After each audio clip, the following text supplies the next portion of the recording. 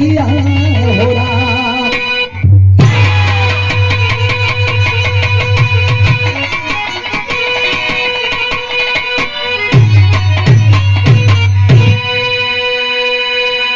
आज बड़ा ही हौसला के साथ और बड़ा ही हिम्मत के साथ जिस हिंदुस्तान की धरती को हम सोने की चिड़िया कहते हैं, हिंदुस्तान की धरती सोने की चिड़िया कही जाने वाली, जिसको लाख मशक्कत के बाद हमारे देश के जवानों ने आजादी दिलाए और लाख मशक्कत के बाद हमें आजादी मिली, फिर भी हम सुरक्षित नहीं हैं।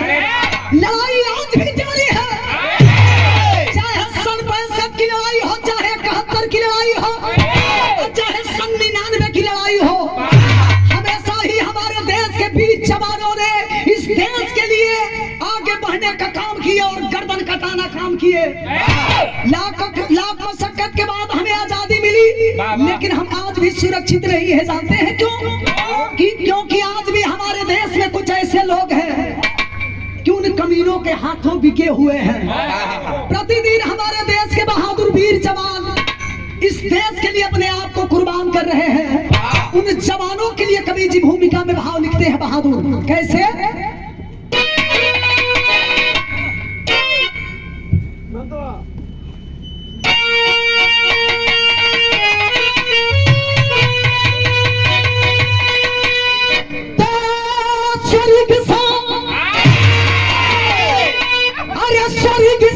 सुंदर में हरी सबूती धरा, अरे वीर भूमि कई है तो है गाजीपुर, पढ़ के पाया शहादत के इतिहास में, अरे सिंचित खूनी कई है तो है गाजीपुर, आंसू का आशियाना यहीं पर मिला, अरे किंतु जज्बे की धारा भी है गाजीपुर, जिसके लिए गया गुरु का द्वारा भी है गाजीपुर।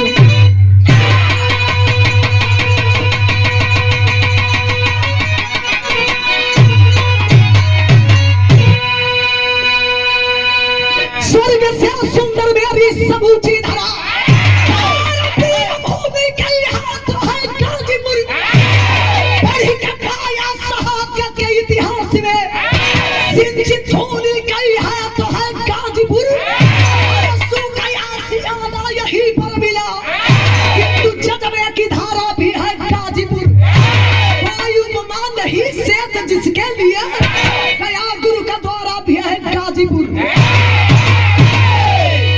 बिरहा कंदर ओ बहादुरन के प्रति कवि जी बिरहा में कव्वाली के भाव लिखलन बहादुर। आइए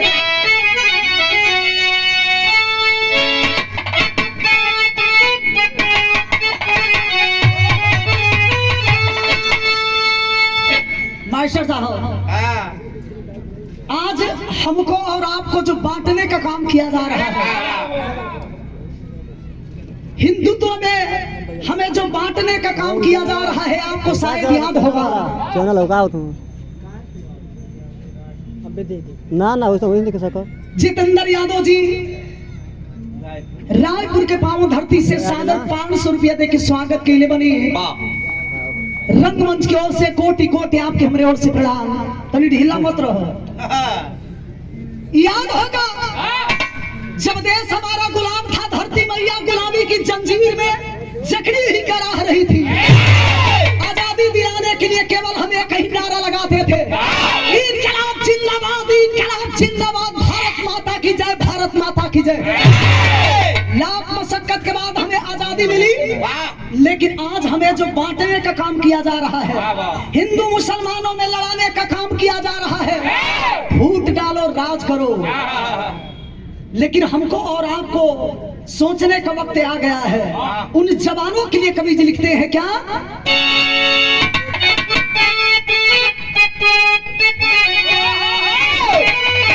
अरे उठो मुसलमान नमाज पढ़ लो, उठो मुसलमान नमाज पढ़ लो, अभी मेरा सर कटा नहीं है।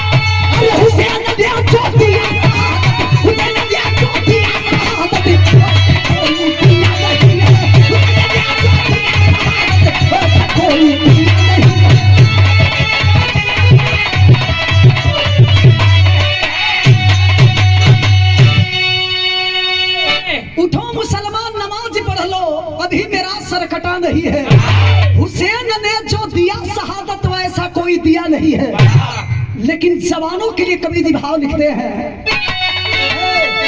ऐसे कव्वाली लोग किस्म किस्म का कहे, लेकिन विरताई के भाव पर और बिरहा से कभी समझौता मीरा मूर्ति नहीं करती है। ऐसे तो लोग बहुत रंग बदले लोग, लेकिन मीरा वह मीरा नहीं है। एक मीरा थी जो कृष्ण की दीवानी थी, यह मीरा आप सबकी दीवानी है।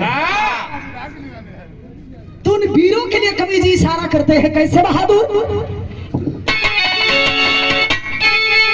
अरे पूरी शहीदो सलाम तुझको, पूरी शहीदो सलाम तुझको, ईमान मेरा टिका नहीं है।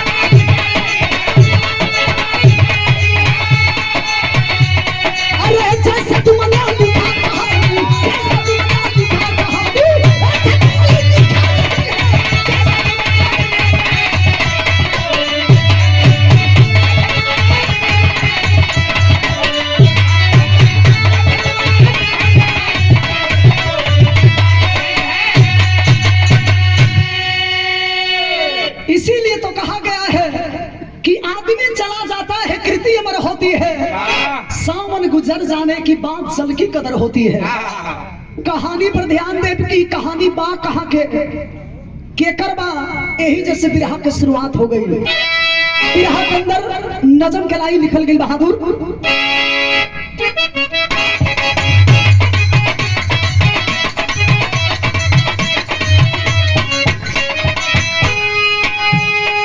पर्दा बढ़ा लो भैया, पर्दा बढ़ा लो।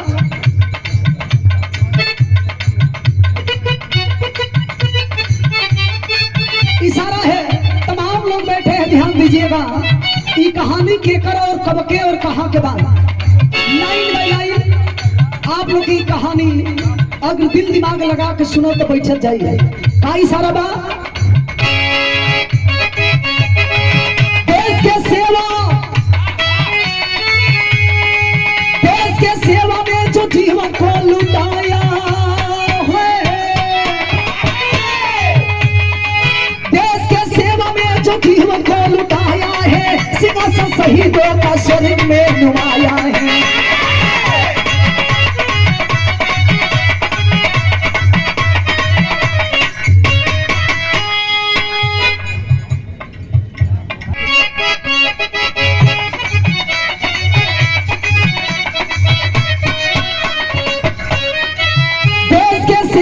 जो जीवन को लुटाया है, देश के सेवा में जो जीवन को लुटाया है, सिंहासन शहीदों का स्वर्ग में नुमाया है।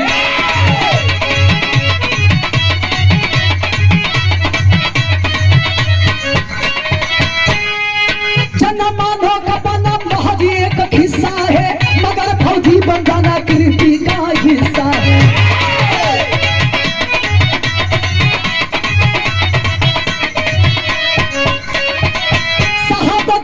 गाजीपुर से निकलती है, शहादत की नदी गाजीपुर से निकलती है, जवानी जवानों की हर घर से मचलती है।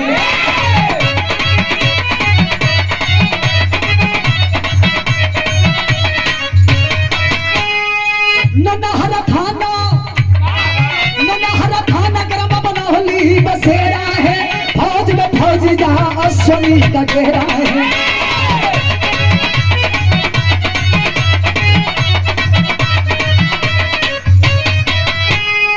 पिता श्री राम नाम लाल मुनि माता का, पिता श्री राम नाम लाल मुनि माता का, पिता का साया उठा लेख था विधाता का।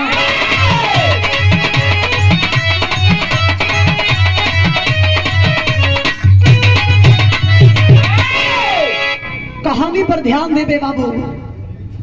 यह कोई कपोल और कोई बनावटी कहानी आपके बीच में नहीं।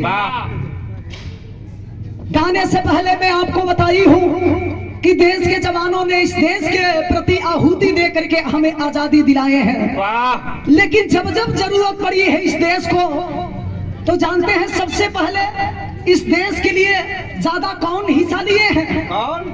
जब जब लड़ाई लगी है देश के लिए, तो सबसे ज्यादा गाजीपुर के जवानों ने इस देश के लिए बढ़ चढ़ करके हिस्सा लेने का काम किया है। चाहे 65 की लड़ाई हो, चाहे कारगिल की लड़ाई हो, चाहे पुलवामा हादसा हो, हमेशा गाजीपुर के जवानों ने इस देश के लिए बढ़ चढ़ करके हिस्सा लिया है। यह कहानी कोई कपोल और कोई बनावटी कहानी नहीं। जिला गाजीपुर, थाना नौनहरा और ग्राम चकदाऊपुर के रहने वाले एक किसान यादव बिरादरी का छोटा परिवार, घर के मेन मुखिया, मेन गार्जियन, जेकर नाम बतावल गई श्री राम यादव, और श्री राम यादव के दुल्हन के नाम बतावल गई लाल मुनि देवी। लाल मुनि देवी से भगवान 3 गो बेटा दिले बड़ो। सबसे बड़ा बेटा जिस बेटे का नाम अश्विनी कुमार यादव, मझिलका बेटा जो ने बेटा का नाम बतावल गई अंजनी कुमार यादव, दुलरुआ बेटा जो ने बेटा की उम्र 12 साल के हो, और बेटवा के नाम बतावल गई अमन कुमार यादव। पिताजी किसान बड़न, किसानी करत बड़न, लेकिन सोच बड़ी ऊंची है। हम अपने तीनों बच्चों को पढ़ा लिखा करके अच्छे इंसान बनाएंगे, अच्छा नौकरी दिलाएंगे, लेकिन संजोग बस पिताजी किसी बीमारी की वजह से इस दुनिया को छोड़ करके चल बसे। घर की सारी जिम्मेवारी माँ के ऊपर होती है। माँ अपने तीनों बच्चों को लेकर के इस दुनिया में किसी तरह से जीविका चला रही है, लेकिन कभी कभार अपनी पति के बात को याद करके वह रोया करती थी। बड़ा बेटा समझाता है कि माँ आप चिंता मत करो, पिताजी किसान थे तो क्या, उनका जो सपना था ये तेरा बेटा अवश्य एक दिन पूरा करेगा। इसी गरीबी में तेरा बेटा पढ़ाई भी करेगा, और समय आने पर तेरा बेटा नौकरी करेगा तो फौज की नौकरी करेगा। वर्दी चढ़ाऊंगा, वर्दी चढ़ा करके तेरा बेटा देश का सेवा करेगा। लेकिन माँ रोने लगती है कि नहीं रे बेटा, हम गरीब इतना सारा कहाँ से पैसा लाएंगे कि तेरा भर्ती होगा। लेकिन किसान का बेटा माना नहीं करता है। क्या बाबू, बिरहा में गीत लग गई।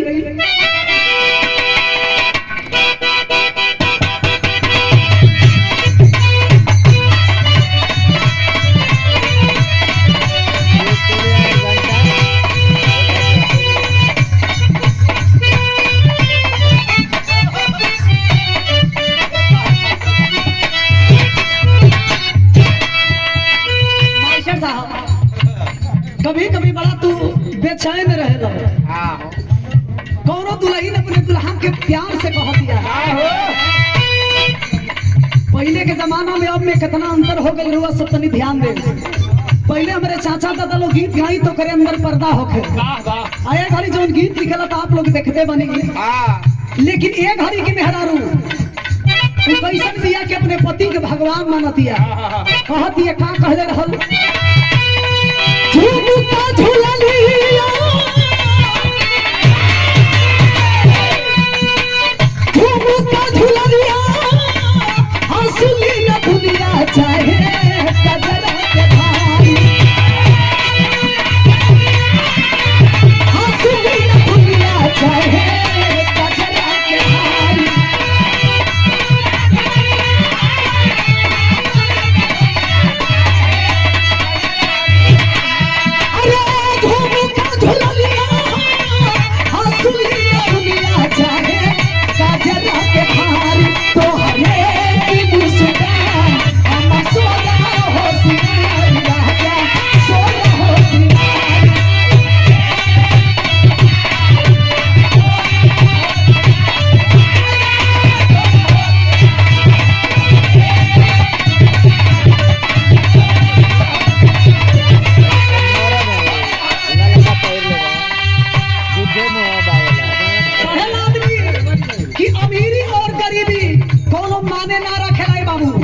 हौसला होनी चाहिए। किसान का बेटा मन में यह ठान लिया कि पिता के सपना को हमें पूरा करना है, किसी भी हाल में हमें नौकरी पाना है, अगर नौकरी करना है तो फौज की नौकरी। करता है क्या बाबू? भारत के भरले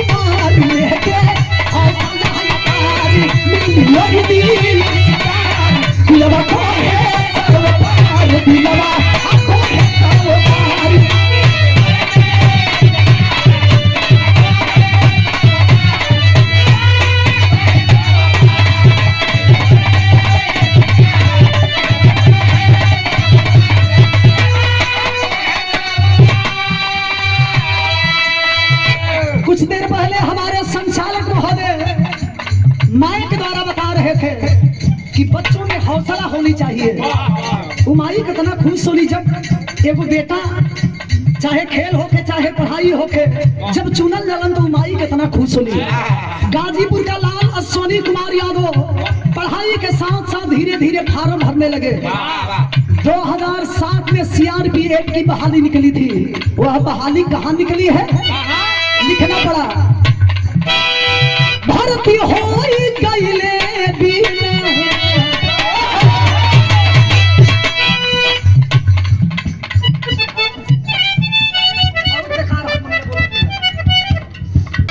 भर्ती हो गईले बिना सरसराई के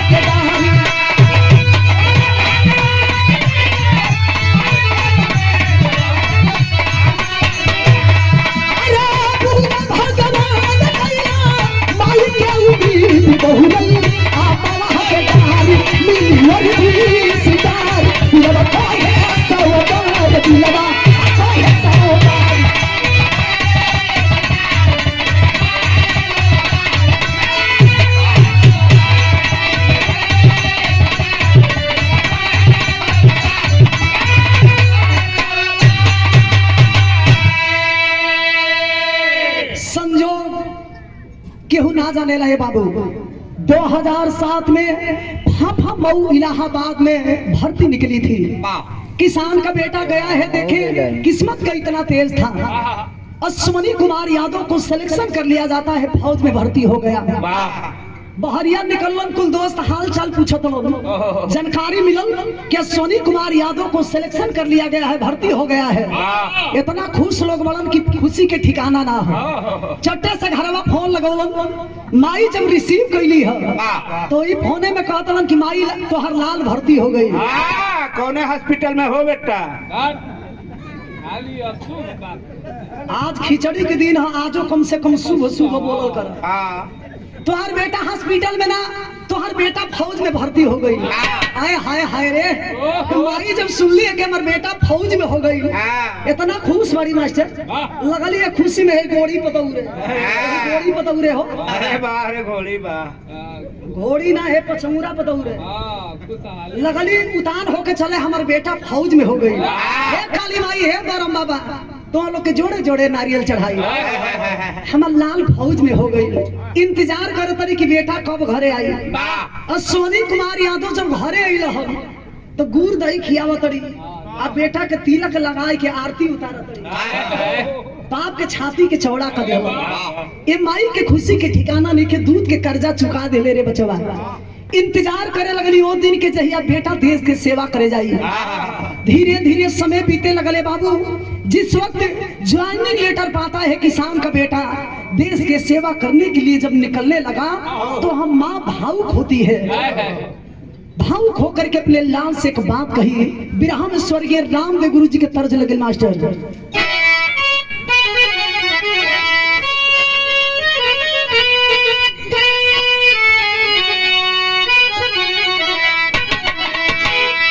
कुल गीत जब आप लोग आई बुझाई कि एकदम तुरंत एकदम ताजा रसगुल्ला निकलो आई जितना कुल लौकी बड़ी सब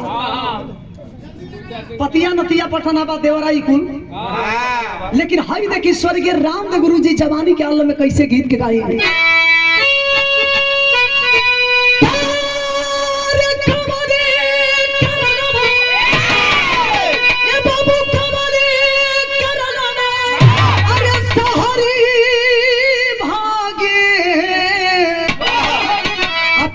पपिया के बोलिया चहरी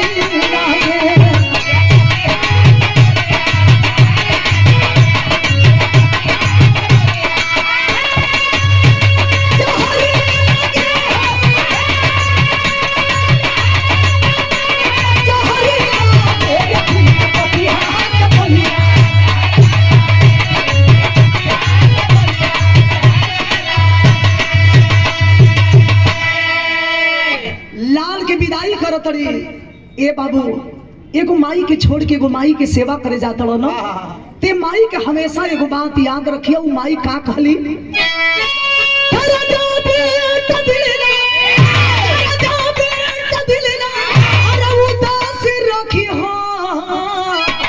बाकी घरवा हमेशा अपनी याद रखिया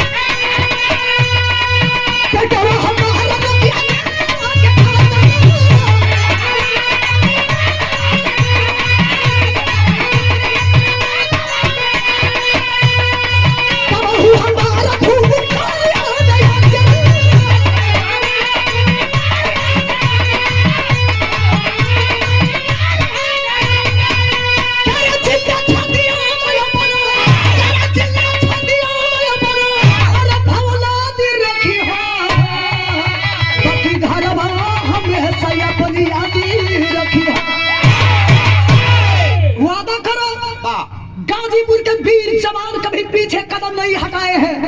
वादा करो कि उन कमीनों से कभी उन कमीनों के सामने कभी तेरी गर्दन नहीं झुकेगी। पूजन माँ की हिफाजत करने के लिए वादा करो कि उस माँ के आंचल में कभी दाग लगने नहीं दोगे। किसान का बेटा वादा करता है कि माँ वादा करता हूँ कि दूध का कर्जा चुकाऊंगा और गाजीपुर जिला के कभी मान और सम्मान खत्म होने नहीं दूंगा। किसान का बेटा गाजीपुर का लाल वीर अश्वनी कुमार यादव अपने साथियों के साथ जब ट्रेनिंग पूरा किया घर आता है। घर आकर के जब छुट्टी बिताया जा करके देश की हिफाजत करने लगा। 1 साल नहीं 2 साल नहीं 3 साल का वक्त हेलो 3 साल का वक्त गुजर चुका है। अब घरवा पर कुल तिलकहरू आवे लगल। अच्छा तो तिलकहरू में किस्म किस्म का आवे लगल। बहुत दूर दूर से जौन बढ़िया रही तौन तो कुछ ना बोली हो आ तौन डिस्कलर रही हो। रेंज में ना देखा भाई कलरों का बहुत प्रभाव पड़ेला। अच्छा लड़की देखा जाइब आ तनी हमारा ऐसा जौन बिया तो सोचबा कि चलो तनी कमो मिली त अपन ओरिया जाई। आ जितना लड़की जितना लड़का करिया देखबो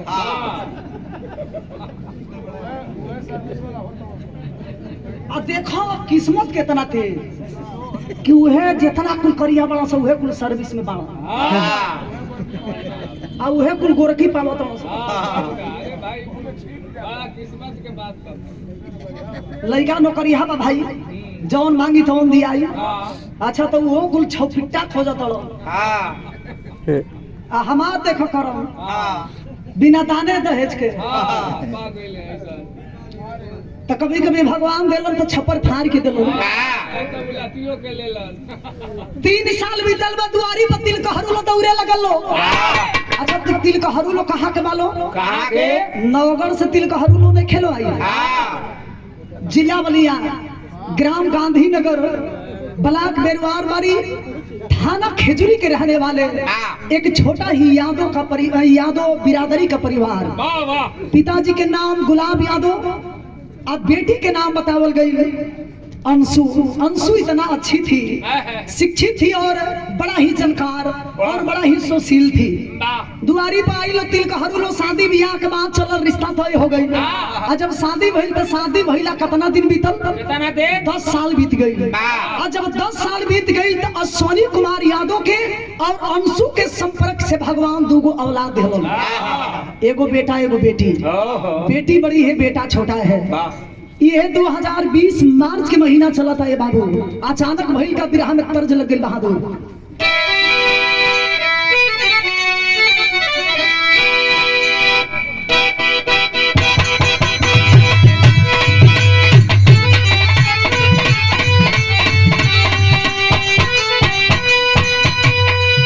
उहे तर्ज बानी कौनो लभर अपने हम तो जानत नहीं कि मोबाइले के कवर होला कभी जी ई लभर कवर कब से खोजे लगल उहे कहले हल्का अरे ये हो हमर सोनवा अरे ये हो हमर सोनवा कर जनी भोनवा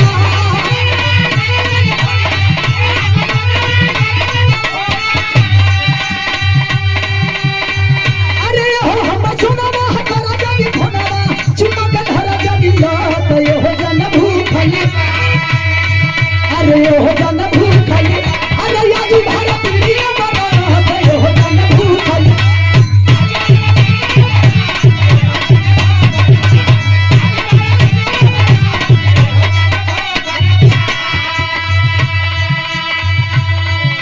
आप लोग जानते बानी कि मार्च के महीना बड़ा खतरनाक होखेला तमाम हमारे गुरु जी लोग बैठल बानी लेकिन मन जैसन चीज हो कि जे लजाई लू गई 3 गो महीना बड़ा खतरनाक होखेला कवन कवन सावन के महीना में हरारून खाती फागुन के महीना मर्दन खाती कार्तिक के महीना कुकुरन खाती अब वो नहीं खा रह गई वनियों के सीजन बदल गई मसा हो गया अब वो मत ध्यान देने ये महीना कैसे बड़ा जनकार लड़का है महीना में रहबे करेला माने कार्तिक महीना कुकुरन खाती तो भादो के महीना के करे खाती हम भैंसन खाते चैत के महीना चमार खाते जाए दे भैया तो से बोलल बेकार है नहीं तो इतना पंच लोग बैठल बा लोग कहीं से लगी लो पीटे दिमाग खराब हो ना हो ऐसे ही महीना में रहेला तो ई महीना बड़ा खतरनाक होखेला मास्टर जब पुरवैया झोंका चलल बा पति की याद सतावत तो दुल्हन फोन लगावतिया और वही फोन में फौजी पति से कहतिया का कहे अरे भगुआ में आईला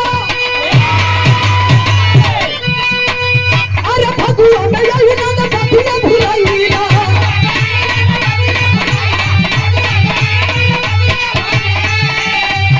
अरे भगुआ में आईला ना भगुआ भुलाईला काला का भला काला याद भोला में कहती भोला में कहती अरे यार हमारा तो याद भोला में कहती अरे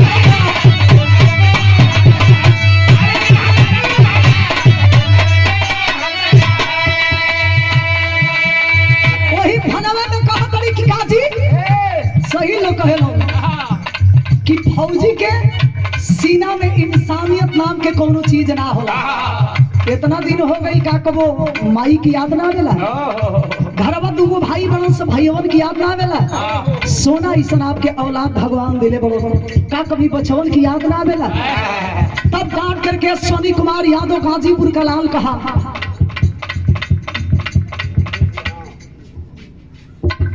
सोनी कुमार यादव कहा अपनी बीवी से क्या कहा तब सवा हरी रिश्ता से रहनी हम ऊपर होला हो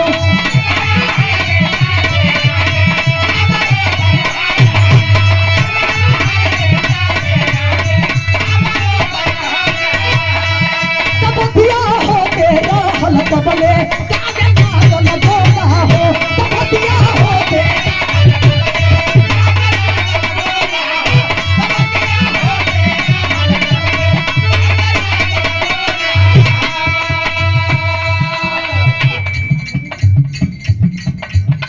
गुरुजी हरिशंकर गुरुजी के सुपुत्री आप मुन्नी नंदनी की ओर से सुंदर माला और सादर 100 रुपया दे की ये बचिया स्वागत के लिए बड़ी रंगमंच की ओर से आपके आशीर्वाद और गुरुजी के चरण छू के प्रणाम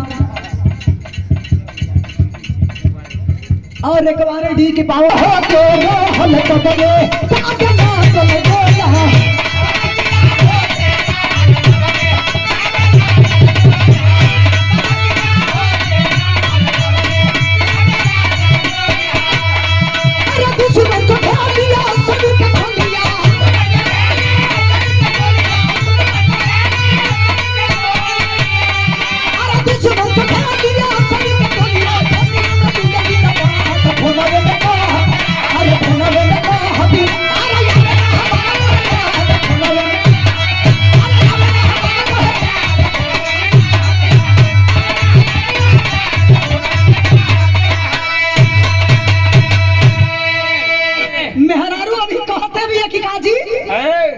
कैसन कठोर आदमी बने जब देखा खाली देश की सेवा का कबो परिवार की याद ना आवेला। डांट करके सोनी कुमार यादव कहा कि सुनो अंशु, हम ठहरे फौजी आदमी, हम फौजियों के लिए सबसे पहले देश की सेवा, उसके बाद परिवार। ऐसा नहीं है कि माँ की याद हमें नहीं आती, बच्चों की याद हमें नहीं आती, याद तो सबकी आती है, लेकिन मेरे लिए पहले सबसे पहले देश की सेवा। मेहरारू खिसियाई ले जा हो जा जा, आज के बाद फोन ना कर, आज के बाद हो जाई। जा जा, ये खाली ड्यूटी कर, कल खिसिया मत। हमनी के पहले धर्म है देश के सेवा करी। मेहरारू खिसियाई भी यही बीच में हाई देखी घटना घटता आवाज होके लगल।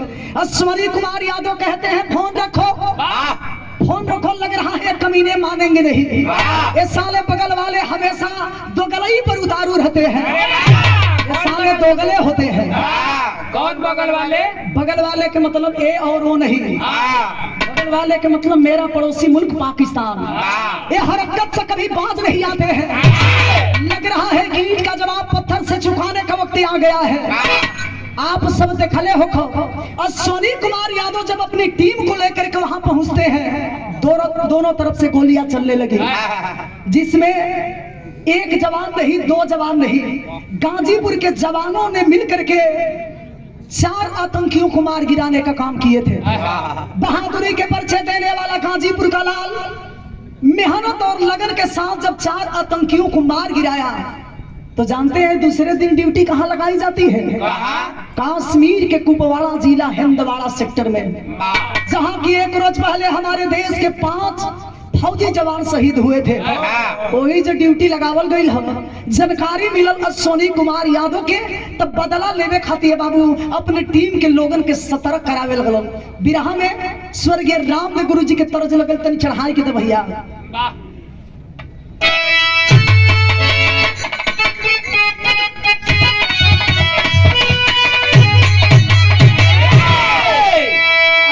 मास्टर साहब हमारा तो बात कि तो के खरवास लागत है। आज खरवास में बाढ़, आज भर ये महीना में बाढ़ा तू, यही महीना में बा। अकाल से तो और भूणी खुल जाए। ऐसे हमारा सिद्धांत है। पहला नंबर तो मीरा मूर्ति के शरीर जल्दी गर्म ना हो, देखते बड़ा कहे के काबा मिलावते बड़ा। पहला नंबर मीरा जल्दी चढ़ेली ना चढ़ेली तो उतरे का आदत नहीं खे। तो का करूं मास्टरवा के जान ले बुकाए खराब सवाल में। हे तोरे मास्टर पर के चढ़ी, ई तो अपने कठुआई के बिलाई तो बिलाई मत बनो।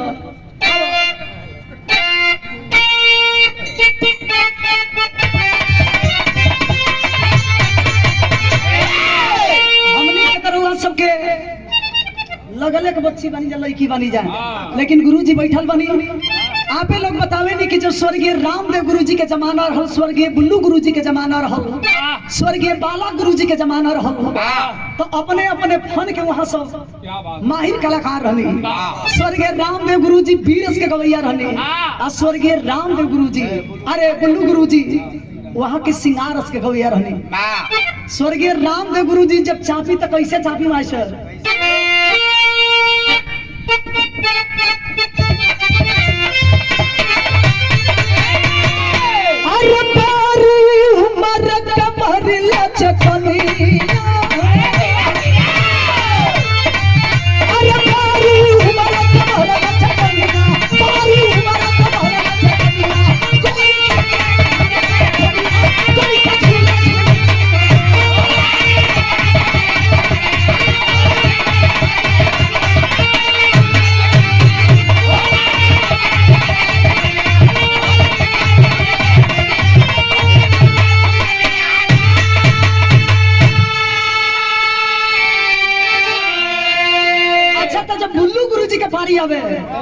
तो जाना तरीका कहे देख रहा हूँ देख सापत है यही तर धारी के जब चली तो कैसे चली? अरे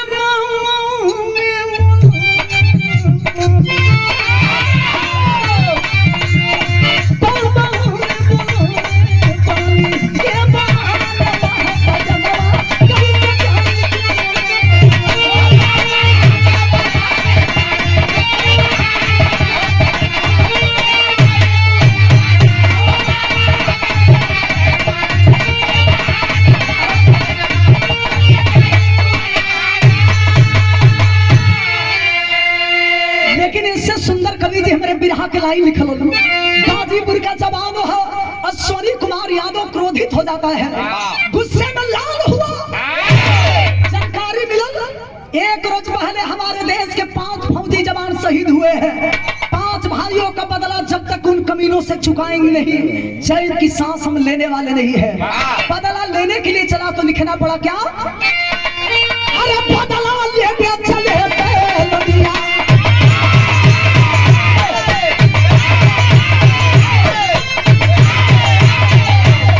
अरे बदला लेने चले लड़िया, बदला लेने चले लड़िया, नहीं के हथवा में तो दिया।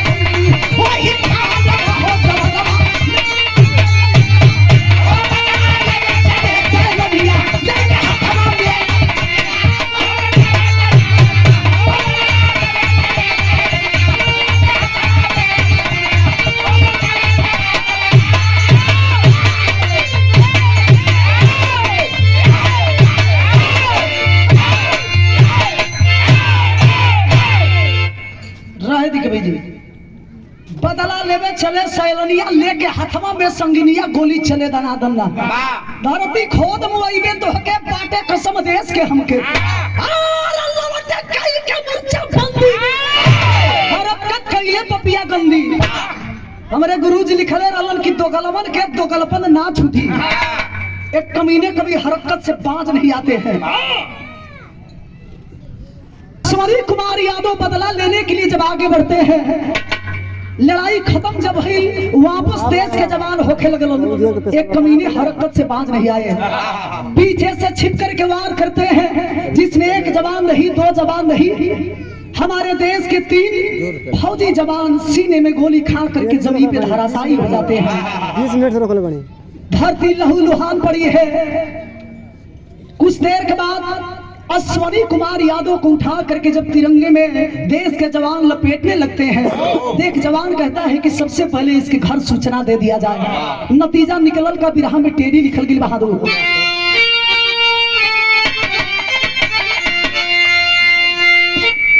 अरे नहाई कबल खून में देशवा, नहाई कबल खून में देशवा, मौत का महायुद्ध कब अंतिम बिगुल बजाई। अरे बजाई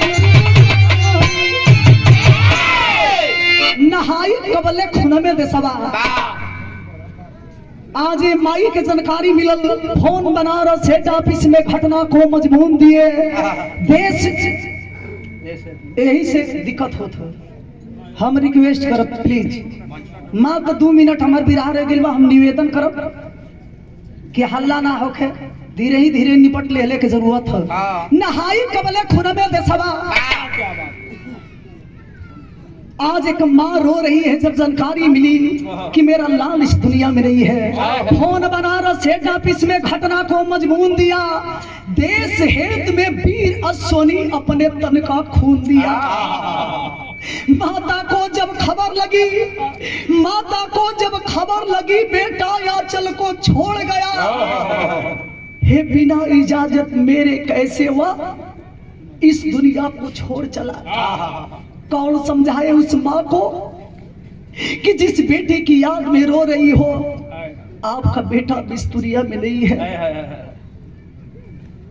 रोवाती कहती ना ये साहब ऐसा नहीं क्या हो सका साहब। अरे जौना बेटा के आप कहत नहीं कि हमारे बेटा ये दुनिया में नहीं खे, हमारे लाल के करेजा पाप के करेजा भाई साहब।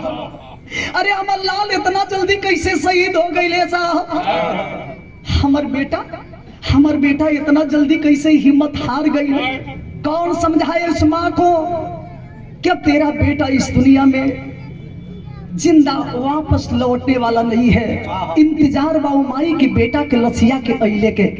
कवि जी बिरहा में करुण रस के भाव लिखलन।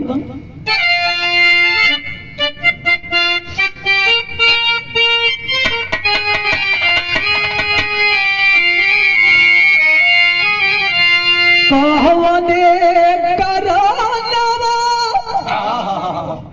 कहवने करनवा जोगी जोगा वारा वाले अरे जोगा वारा वाले हो।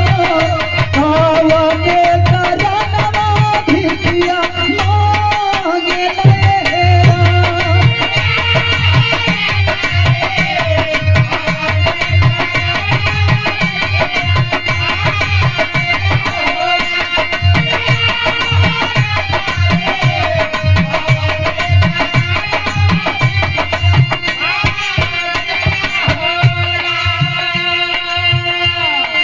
बिरहा गा दिहल। पैसा कमाई सबसे बड़ा चीज ना होला ये बाबू। एगो माई के दिल की वेदना कवि जी ए भाव में लिखा तड़न। रो रही है उस बेटे को याद करती है। एगो समय रहा कि अपने लाल के ही आंगन में अंगुली पकड़ के हमने चलना सिखाया था। कटोरा भर भर के कभी दूध पिलाया करती थी मैं। आंचल में छिपा करके अपने लाल को दुनिया की बुरी नजरों से बचाने का काम करती थी। मेरा बेटा गरीबी दूर करने के लिए गया, हमें मालूम नहीं था। तमाम लोग जुटे हुए हैं, सबके हाथ जोड़ जोड़ के कहे बाबू ए भैया बस एक बार अपने लाल के चेहरा देख लेती ना, ई छतिया जुड़ा जाई। तो माई के दिल के वेदना कवि जी लिखत बन कैसे। खाई के पछाड़ा गिरी गई ली मतारी आय रे गिरा ली मतारी आइल जब लसिया दुआर मेरा। आइल जब लसिया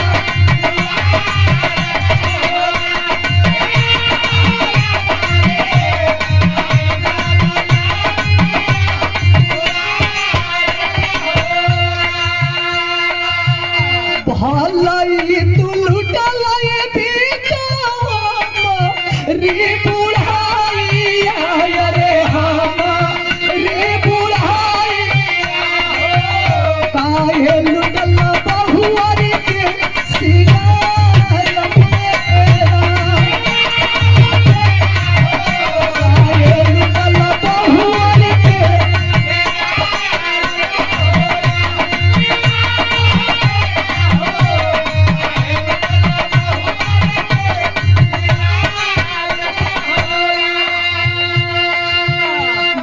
माई होली करे जब फाट गई बाबू। शहीद बेटा से कहती कि काश ये माई की जानकारी रही। अरे पगला ये तोर माई है दुनिया में सूखल रोटी खाई के जिंदगी बिता ली। फाटल लुगरी पहिन के दिन काट ले रहती रे बेटा। हमके पता ना रहो कि हमार बेटा जिंदगी में सुनो दिन दिखाई। कौन समझाए उस माँ को कि जाने वाले कभी लौट करके नहीं आते। तड़प रही है तो कभी का इशारा है क्या।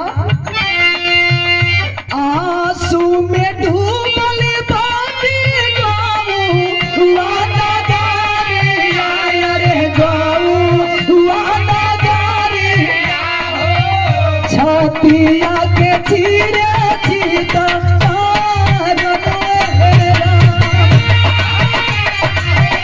छतिया के चीरे चीता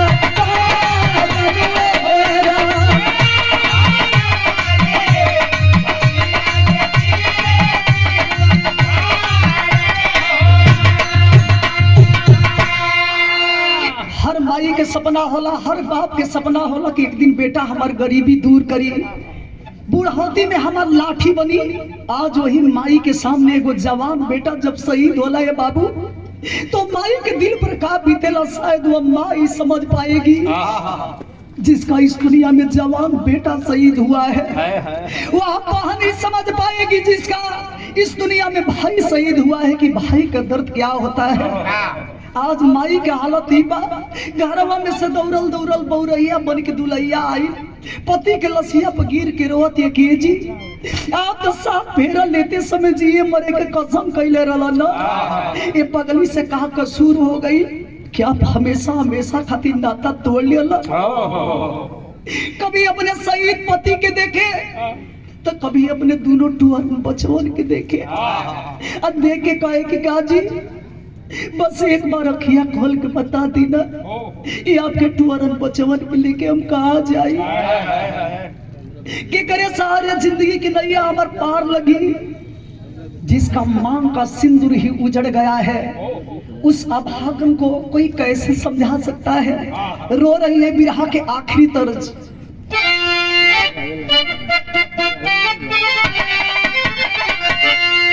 बिटिया रानी की, बिटिया रानी की, अरे डॉक्टर बनाइबा सपना रहली तोहारी। बिटिया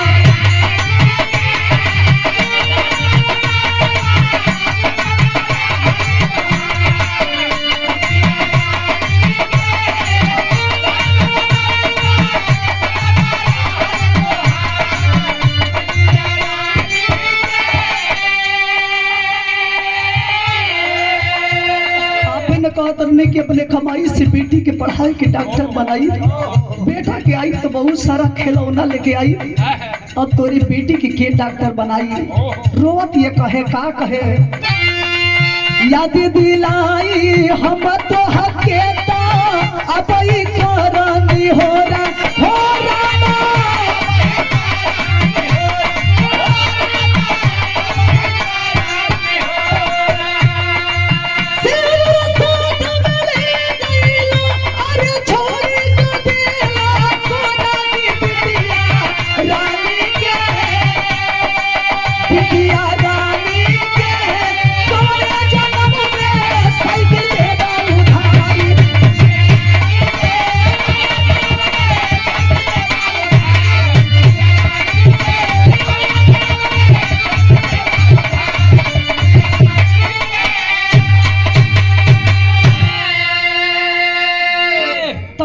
जुटल बनी समझाई बुझाई के। अश्वनी कुमार यादव के पार्थिव शरीर जब लेके श्मशान घाट के तरफ लोग चल, तो कबीर जी मात्र 4 लाइन अल्लाह लिखलन बहादुर।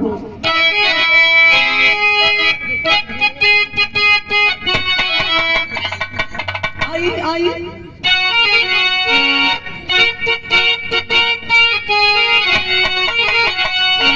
आज दिन कौन है, आज समय का 14 तारीख, तो बबुआ तरी ध्यान रहे। अरे राष्ट्र प्रेम की बात करे हम, अरे राष्ट्र प्रेम की बात करे हम, अरे देखे हर लखिया जहां, अरे भाग्य की कोई जाति न हो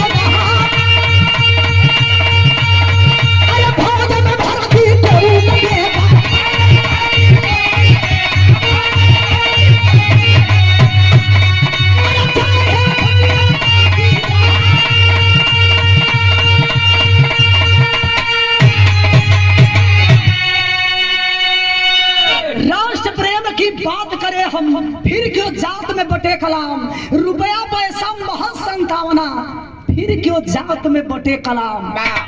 कब तक होगा मनमानी?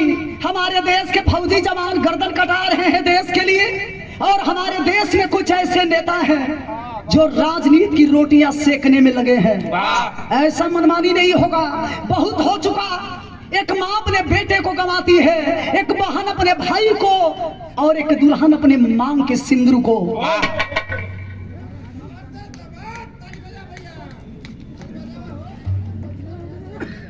का केवल धर्म नहीं है, याद दिलाना चाहूंगी एक ऐसा भी वक्त था कि देश के जवान जब शहीद होते थे, शायद आप सबको याद होगा कि जब देश के जवान शहीद होते थे तो उनको रैंक के हिसाब से पैसा मिला करता था। किसी को 1 लाख, किसी को 1.5 लाख, किसी को 5 लाख।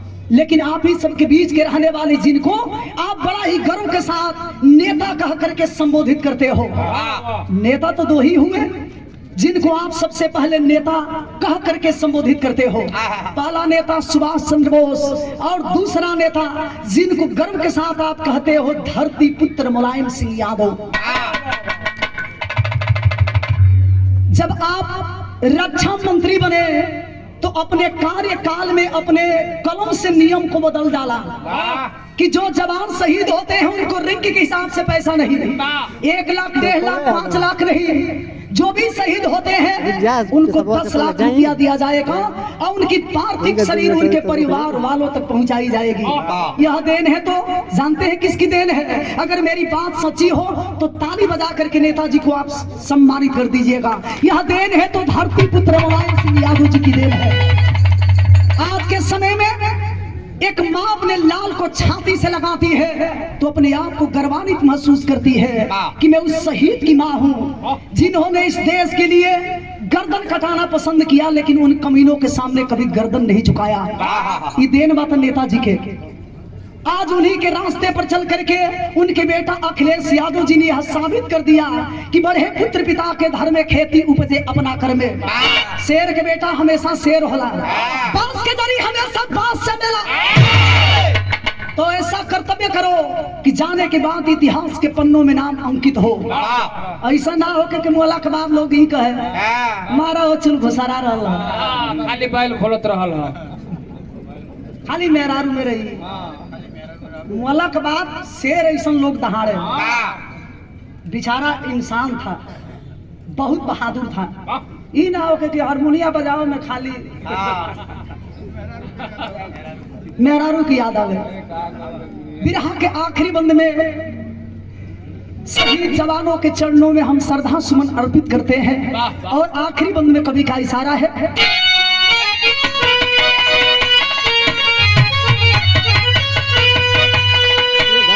बेमिसाल सपना के उड़ के कोठिया बनी, तजहिया पढ़ के डाकी डैया डॉक्टर बिटिया बनी।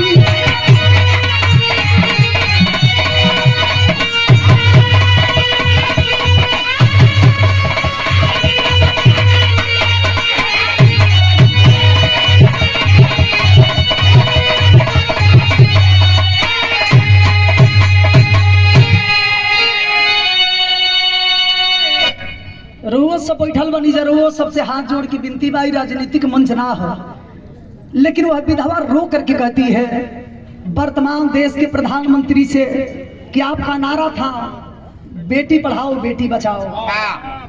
जिस दिन मेरी बेटी पढ़ करके डॉक्टर बनेगी हम समझ जाएंगे कि पति का शहादत सफल हो गया। जया बेटी हमार पढ़ लिखे